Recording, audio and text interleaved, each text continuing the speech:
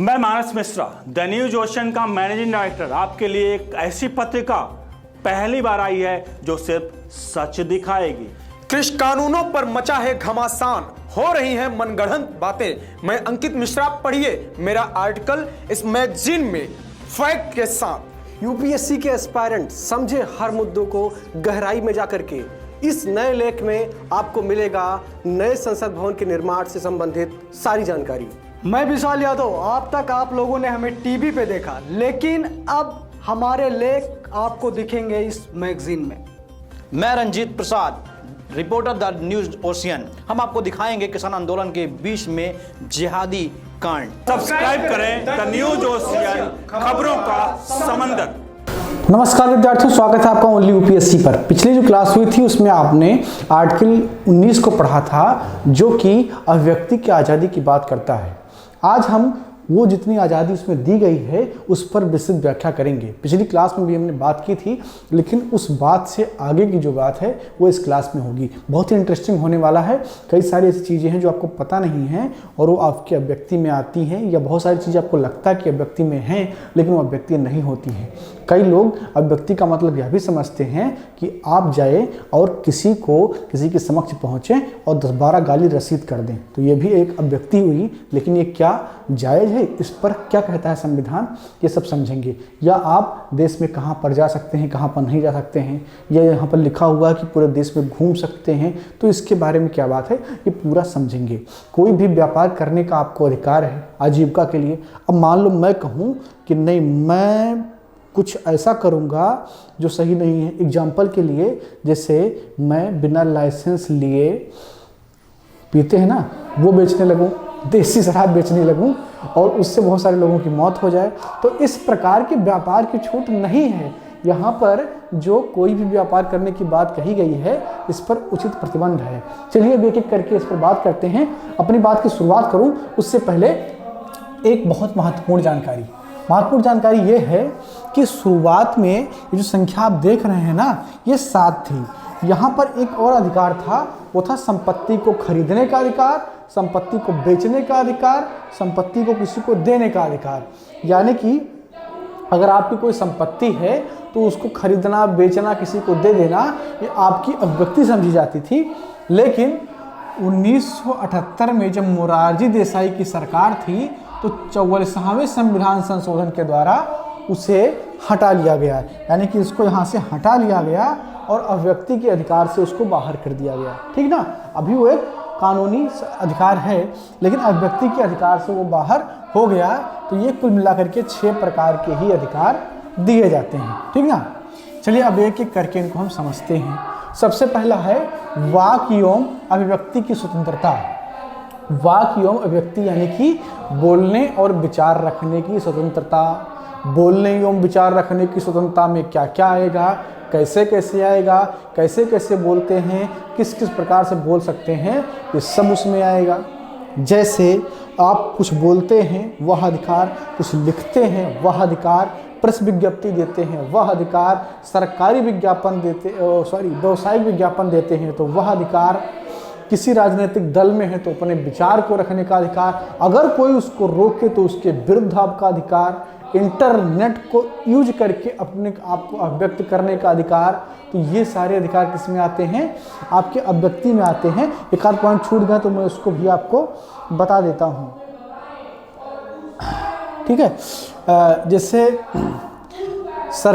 अगर कोई सरकारी जानकारी है तो उसको लेने का अधिकार। यहाँ पर आपको ये समझना है कि सरकारी जानकारी अगर कोई खुफिया है तो आप नहीं ले सकते हैं। जैसे अगर राह ने कोई प्लान बनाया है देश के लिए तो आपको थोड़ी बताएंगे ऐसे गैर जिम्मेदार इंसान को। हालांकि मैं आपको गैर जिम्मेदार नहीं कह रहा हूँ, कोई हो सकता है। तो इसलिए सरकारी जानकारी एक लेवल तक आपको मिल सकती है, उसका अधिकार। शांति में रहने का आपका अधिकार, ये सब आपकी अभिव्यक्ति के अधिकार है। ठीक है ना, और इस अधिकार पर भी सरकार उचित प्रतिबंध लगा सकती है, उचित प्रतिबंध लगा सकती है। ठीक ना, इस पर भी सरकार उचित प्रतिबंध लगा सकती है। ये एब्सोल्यूट नहीं है। अगर किसी के बोलने से देश का नुकसान होता है, उसकी संप्रभुता पर सवाल उठता है, तो उसे यह जो अनुच्छेद है वो ये नहीं कहता है कि आप कुछ भी बोल दीजिए, आपकी एक सीमा है बोलने की। जैसे कि देश के एक प्रतिष्ठित संस्थान में नारे लगे थे कि अफजल तेरे कातिल जिंदा हैं, हम शर्मिंदा हैं। क्या है ये? कोई था जिसने गलत किया था, कानून के मुताबिक उसे सजा दिया गया है। ये क्या है? आप देश को बदनाम करने के लिए ये ऐसी बात नहीं करनी चाहिए, किसी को भी नहीं करनी चाहिए। मैं किसी धर्म पंथ की बात नहीं कर रहा हूँ, मैं कह रहा हूँ कि होना ही नहीं चाहिए ये। अगर कोई पर्टिकुलर व्यक्ति जिससे अपराधी है उसको मार दिया, उसको जो है उसको सजा दे दिया गया कानून के सम्मत, दैट इज। उसके पीछे आप क्या बता रहे हैं?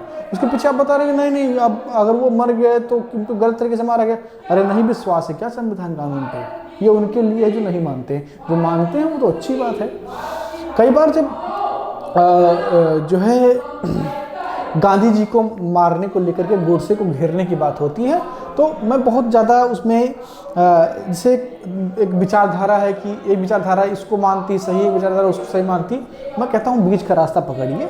एक व्यक्ति था जिसने एक व्यक्ति की हत्या की, उस व्यक्ति को सजा मिली, दैट्स ठीक है ना। तो कई बार होता क्या है कि ये जो राजनीतिक करंट होते हैं आपको लपेट लेते हैं, तो उससे बचना है आपको, ठीक है ना।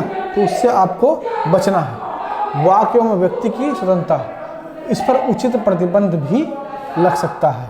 दूसरा है शांतिपूर्ण सम्मेलन करने का अधिकार, यानी कि बिना किसी हथियार का प्रयोग किए, बिना लाठी डंडे के, बिना ट्रैक्टर ट्राली के। अभी किसान आंदोलन जो चल रहा है दिल्ली में, आपने देखा कि जो बड़े बड़े ट्रैक्टर उसको लेकर के स्टंट हो रहा है, घुमा रहे हैं एकदम, बड़ा करके उड़ा दे रहे हैं। अरे भैया क्या कर रहे हो? किसान हो, ये किसान नहीं कर पाएगा भैया। मुझे नहीं लगता, आज तक मैंने कोई किसान नहीं देखा ऐसा जो ट्रैक्टर को इसे उठाए एकदम भों भों करके किसी के ऊपर घुमा दे कहीं से लेके। क्या है ये किसानी उसानी नहीं है, ठीक है। ये कुछ और चल रहा है, ठीक है। बाकी किसान की मांग, हो सकता है कि उसमें कुछ किसान बैठे हों, या हो सकता है अधिकतर किसान ही हों, फर्जी लोग ज़्यादा गए हों उस दिन। लेकिन ये जो अवांछनीय लोग थे, मैं उनकी बात कर रहा हूँ, जो ट्रैक्टर घुमा रहे हैं, कोई लाल किले पर जा करके देश की अस्मिता के साथ खिलवाड़ कर दे रहा है। अरे माथा ठनक गया है क्या? अगर कोई किसी के बहकाव में भी आ रहा है तो गलत कर रहा है, ठीक है। ये संविधान है, इसने आपको बहुत सारे अधिकार दिए। बैठिए, आप सरकार से मांग कीजिए, संसद है, नेता जाएंगे, बहस करेंगे। और अगर आपको सबसे बड़ा अधिकार मिला हुआ है 5 साल बाद सत्ता बदल दीजिए, ये आपके पास अधिकार है। लोकतंत्र में सबसे अच्छी बात तो यही है। अगर उसने गलत किया है आप बिल्कुल उन्हें छोड़ दीजिए, लेकिन अगर आपको लगता है कुछ सही किया है तो चुन लीजिए। इसीलिए संविधान कहता है कि लाठी डंडा ट्रैक्टर ट्राली इन सबसे कोई सम्मेलन नहीं करना है, शांतिपूर्ण सम्मेलन करना है।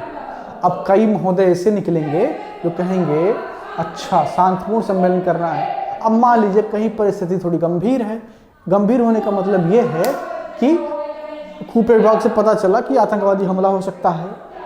अब कुछ 10-20 लोगों को सूझा कि हम शांतिपूर्ण सम्मेलन करेंगे, जाकर के वहाँ बैठेंगे। ऐसा हमेशा नहीं होता है। जैसे अभी एक महामारी का दौर भी था, कोविड का, तो उस दौर में भी आपने देखा कि सरकार ने आपके आवाजाही को रोक दिया। अब आप कहेंगे कि सरकार ने आपके मौलिक अधिकार का हनन किया। ना जी ना, सरकार ने आपके मौलिक अधिकार का हनन नहीं किया है। उसने आपको बताया है कि यहाँ पर प्रतिबंध भी लग सकता है। जब किसी क्षेत्र में धारा 144 लगी हो, ठीक है, तो आप इकट्ठे नहीं हो सकते हैं, आप एक साथ नहीं चल सकते हैं। और ये धारा 144 तब लगाया जाता है जब आम जनता के स्वास्थ्य को खतरा हो, देश की संप्रभुता को खतरा हो, दंगा भड़कने का खतरा हो। ऐसी परिस्थिति में धारा 144 लगाई जाती है। तो जब धारा 144 लगी हो तो आप नहीं चल सकते हैं, और ये हमेशा कोर्ट के द्वारा परमिशन लेकर के ही लगाई जाती है। देश भर में आबाद रूप से संचरण करने का अधिकार, ठीक है। अब ये जो है ये भारत के एक बेहतरीन जो एक विविधता है भारत की, और उसको राष्ट्रीयता के माले में गूंथने के लिए ये व्यवस्था रखा गया है। जैसे आप जम्मू कश्मीर के पहाड़ों से निकलिए, बर्फीली पहाड़ों से निकलिए, हिमाचल के पहाड़ों पर आइए, फिर पंजाब में लस्सी पीजिए, हरियाणा में आइए और वहाँ पर बाजरे खाइए और गेहूँ खाइए, गेहूँ की रोटी खाइए। थोड़ा सा नीचे आइए, यूपी में चावल के बहुत सारे जो है पकवान बनते हैं। बगल बिहार में जाकर के लिट्टी खाइए और बंगाल में जाके मच्छी भात खाइए अगर पसंद करते हो। तो कुल मिलाकर के कहने का मतलब ये है कि अगर साउथ इंडिया में जाना है तो आप तमिलनाडु की तरफ जाएंगे तो आपको नारियल मिलेगा, नारियल के बहुत सारे उत्पाद मिलेंगे। तो कुल मिलाकर के कहने का है मतलब कि ये जो पूरे देश में घूमने की जो आपको फ्री आज़ादी दी गई है, ये इसलिए दिया गया है कि ये देश जो है एक राष्ट्र के रूप में कैसे बने, लोग आएँ जाएँ, एक दूसरे से मिलें, समझें, भाईचारा बढ़ाएं, ठीक ना। अब यहाँ पर एक अपवाद है। अपवाद ये है कि कुछ ऐसे क्षेत्र हो सकते हैं जहाँ पर आपको जाने से मना किया जाए, जैसे जनजातीय क्षेत्र। जैसे वो सेंटली द्वीप पर एक कोई अमेरिका का बंदा जा रहा था क्रिश्चियनिटी का प्रचार करने के लिए, उन्होंने उसको भाले से घोंप घोंप के मार डाला, एकदम गलत किए थे वो। वहाँ की किसी नॉर्मल से एक क्लर्क को पैसा दे करके उन्होंने परमिशन ले लिया था और फिर चले गए थे सेंट्रल द्वीप पर जनजातियों के बारे में जानकारी लेने और क्रिश्चियनिटी का प्रचार करने के लिए। पहली बात तो वहाँ पर जाना ही प्रतिबंधित था और चले गए तो उन्होंने भी ठोंक दिया। उनको क्या पता कि नियम कानून क्या होता है। जनजातीय क्षेत्र के लोगों को इसलिए अलग से सुरक्षा दिया गया है कि वो अपने कल्चर को बचा सकें। वो बाहरी लोगों के साथ नहीं मिलना चाहते, वो हमारे जैसा नहीं है। उनको अस्पताल नहीं चाहिए, उनके ओझा हैं जो उनका इलाज करते हैं। उनको हमारा कानून ना चाहिए, उनके अपने पास नियम है, वो उस नियम से अपना काम चलाते हैं। उनको बर्गर, पिज्ज़ा, चाट, समोसा नहीं चाहिए, वो जंगल के फल फ्रूट खा के अपना काम चला रहे हैं। तो वो आपसे अलग रहना चाहते हैं, तो सरकार ने उनकी संस्कृति का सम्मान करते हुए कुछ नियम बनाए हैं कि उन क्षेत्रों में आप नहीं जा सकते हैं। तो यहाँ पर जो ये जो देश भर में संचरण वाला मामला है, ये यहाँ पर अपवाद की स्थिति बन जाती है। एक अपवाद यहाँ पर ये है कि अगर कोई वैश्या है जो देह का व्यापार करती है, तो एक सार्वजनिक नैतिकता और देश की संस्कृति को देखते हुए, लोक स्वास्थ्य को देखते हुए उसे आबाद संचरण के लिए रोका जा सकता है, ठीक ना। अब इसके पीछे हो सकता है कि कई नारीवादी संगठनों को ये बात बुरा लगे, लगता भी है, पेयल करते हैं, बहस होती है। लेकिन जो लिखा है मैं बता रहा हूँ आपको कि अगर कोई वैश्या है तो वो अगर संचरण कर रही है तो वैश्या का काम है, देह व्यापार करती है। हालांकि उस पर बहुत सारे सवाल नैतिकता के उठ सकते हैं कि क्या सही है, क्या गलत है, उस पर मैं उस बहस में नहीं पढ़ना चाहता हूँ। क्योंकि अगर आप नारीवाद की बात करेंगे तो नारीवाद उसको सही मानेगा, वो आपको प्रूफ देगा कि जाकर के आप खजुराहो का मंदिर देख लीजिए, वहाँ पर भगवान के मंदिर में दिखाया गया है कि किस प्रकार से संभोग करने के जो अलग अलग आसन है उसको बताया गया है। या आपके ही बहुत सारे जो धर्म ग्रंथ हैं उसमें वैश्यावृत्ति की बात की गई है। महाबुद्ध का एक उदाहरण है, जब वो एक वैश्या से मिलते हैं, विवेकानंद के बहुत सारे उदाहरण आपको मिल जाएंगे वैश्याओं को लेकर के। तो ये नारीवाद का जो अपना उदाहरण एक पॉइंट ऑफ व्यू है वो अलग है, लेकिन देश के संविधान में इसको लिखा गया कि अगर कोई वैश्या है तो उसके आबाद संचरण को रोका जाए। और उसके पीछे जो लॉजिक है वो लोक स्वास्थ्य है। लोक स्वास्थ्य का मतलब ये है कि एड्स एक ऐसी बीमारी है जो अभी तक लाइलाज है, एड्स का इलाज नहीं होता है। हालांकि एड्स के मरीज को जाने से नहीं रोका जाता है, लेकिन अगर कोई वैश्या है क्योंकि उसके पास जो है अलग अलग पुरुष जाते हैं तो एड्स फैलने का खतरा बहुत ज़्यादा होता है, तो इसके संदर्भ में ही शायद इसको रखा गया है, ठीक। देश में कहीं पर भी बसने का अधिकार, तो देखो बसना दो तरीके से होता है। एक तो विद्यार्थियों का बसना, जैसे मुखर्जी नगर में बसे हैं, लखनऊ में बसे हैं, अलीगंज में, ठीक है, एरिया बटा हुआ है।